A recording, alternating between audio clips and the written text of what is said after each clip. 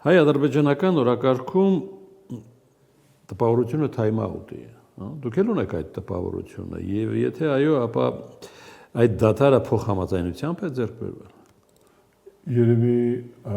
անշուշտ փոխհամաձայնություն կա, բայց կան նաև սպոնսորների համաձայնությունը, որովհետև վճիռ կայացնող կամ ազդեցիկ երկրները, որոնք որ շահագրգռված են մեր հարաբերություններով, զբաղված են հիմա Մերձավոր Արևելքով կամ Ստամբուլում բանակցություն։ Այո, Մերձավոր Արևելքը նույնիսկ երկրորդական է։ Մերձավոր Արևելքը աղմկոտ տեղ է։ Հիմա կարևորը Ստամբուլում ինչ կլինի։ Հա, դա արդեն Մերձավոր Արևելք չի, դա Ուկրաինա է։ Ուղղակի Մերձավոր Արևելքին մոտ հետաքրքիր է, որ ես նկատի ունեմ նաև Իրան-Վաշինգտոն կոնտակտը։ Մեզ համար երևի էական այստեղ է որոշվում։ Եվ նույնիսկ Հնդկաստան-Պակիստան, դրանք բայց երկրորդականն են։ Իրականում կարևորը գերտերությունները Չինաստան, Ամերիկայի Միացյալ Նահանգներ, Եվրոմիություն։ Հիմա խաղացողները,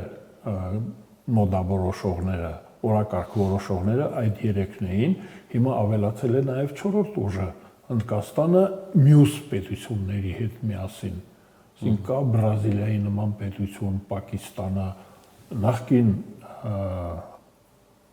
երրորդ աշխարհն է ասում մի ժամանակ, նոր անկախացած պետությունները, որ ընդհանրապես չեն երևացել քարտեզի վրա։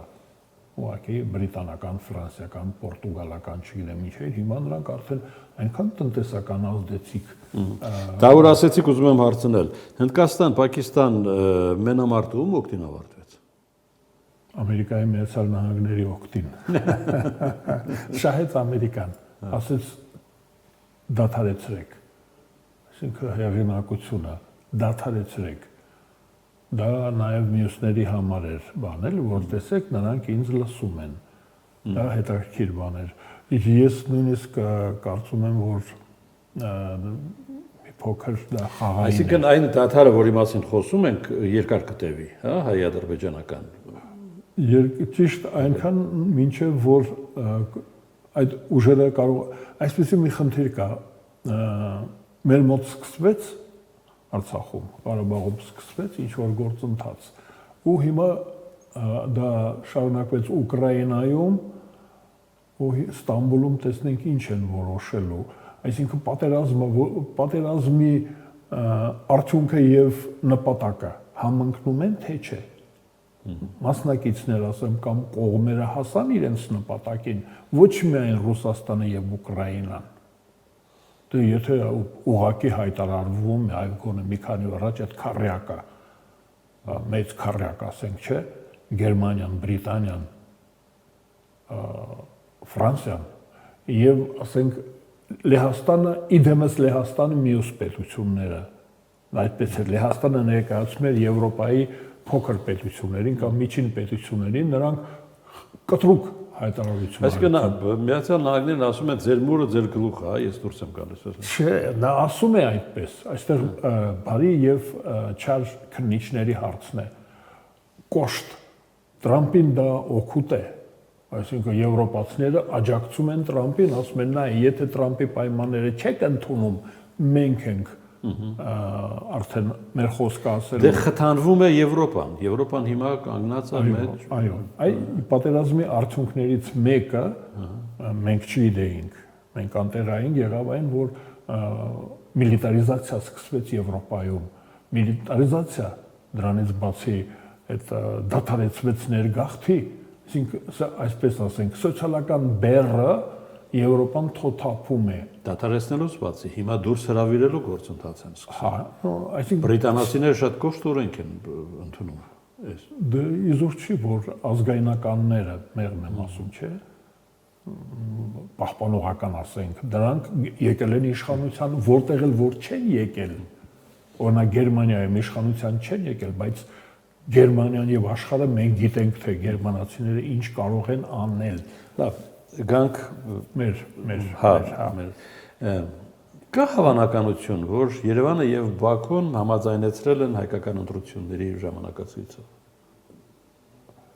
Դա կարևոր բան է, ընդհանրապես նրանք հաշվի առնում են։ Մենք ճիշտ այնպես ինչպես մենք ենք հաշվի առնում, մենք աջակցում ենք որևէ կողմի, օրինակ Ալիևին, թե Էլչիբեին,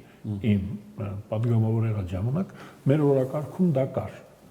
Խանգարենք, թե չխանգարենք, օրինակ մարտական գործողություններով, դիվանագիտական, քաղաքական ջանքերով մենք կարող էինք օգնել կամ խանգարել, օրինակ Նախիջևանի նահանգապետը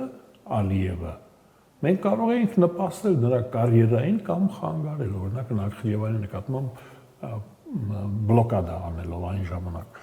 Ես կարծում եմ, որ անպայման դա դեր կատարում է։ Ու նորից եմ ասում, քանի որ մեր հարաբերությունները Ադրբեջանի հետ միայն հայ-թուրքական, հայ-ադրբեջանական հարաբերություններ չեն։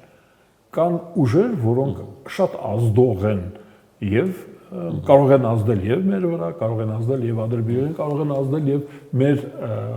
կարգավիճակի վրա։ Մենք նրանց կարծիքը հաշվի ենք առնում, օրինակ Եվրոմիության կարծիքը, Ամերիկայի Միացյալ Նահանգների կարծիքը եւ Ադրբեջանն է հաշվի առնում։ Երբեմն միջնորդված ձևով, ասենք Թուրքիայի կամ Ֆրանսիայի միջոցով։ Մեզ Ֆրանսիան է ասում Ադրբեջանին Թուրքիան։ Ես կարծում եմ, որ կարևոր է փոխկապակցվածություն կա, շահկապված են այ ռուս-ուկրաինական պատերազմի դաթարը եւ հետո ինչ կլինի, դա նույնիսկ շատ հնարավոր է, որ իրենք էլ ովքեր որ դա նախաձեռնել էին, երևի որոշ բաներ անակնկալ էր, օրինակ Ուկրաինայի դիմադրությունը փոխեց ծրագիրը։ Փոխեց այն ժամանակ դառնում էր, ասենք Լեհաստանն ու Ռումինիան, Հունգարիան էին դառնալու պատնեշը։ Իսկ հիմա Ուկրաինան իր վրա վերցրեց գործառույթ ստացավ Ուկրաինան 800,000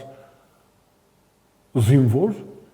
Եվրոպայում ոչ մի բոլորը միասին այդքան զինվոր չունեն ու մարտական փորձով գերմանական բանակը որպեսի թափ հավաքի նրան առնվազն 5 տարի պետք է որ սերժանտներ պատրաստի այ առաջի կուրսը ավարտած լեյտենանտ ունենալու համար 4 տարի պետք է սովորի, չէ՞ մարդը։ Ու լեյտենանտը գնդապետ չի, գումարտակի հրամանատար չի։ Պատկերացնում եք Գերմանիան, մեր պրուսական տրադիցիաներով, օրինակ մենք գիտենք, որ Վերմախտը Ռայխսվերը, երբ որ դարձավ Վերմախտ, յուրաքանչյուր երրորդ զինվորականը Գերմանիայում 30-ական թվականներին սերժանտ էր։ Յուրաքանչյուր 5-րդ զինվորականը սպայր, թակ, այսինքն դա ական էր, հենց որ զորահավաքը եկավ, շարքայինները, հետևակայինը, դա կարելի էր բերել գյուղից դասգահի մոտից բերել, բայց սերժանտը եւ սպան Գերմանիան պահել էր, հիմա չունի, ոչ Բրիտանիան ունի, ոչ Ֆրանսիան, ոչ Գերմանիան, չունեն բանակ, Ուկրաինան Եվրոպայի գլխավոր ուժն է, Ռուսաստանի հետ միասին։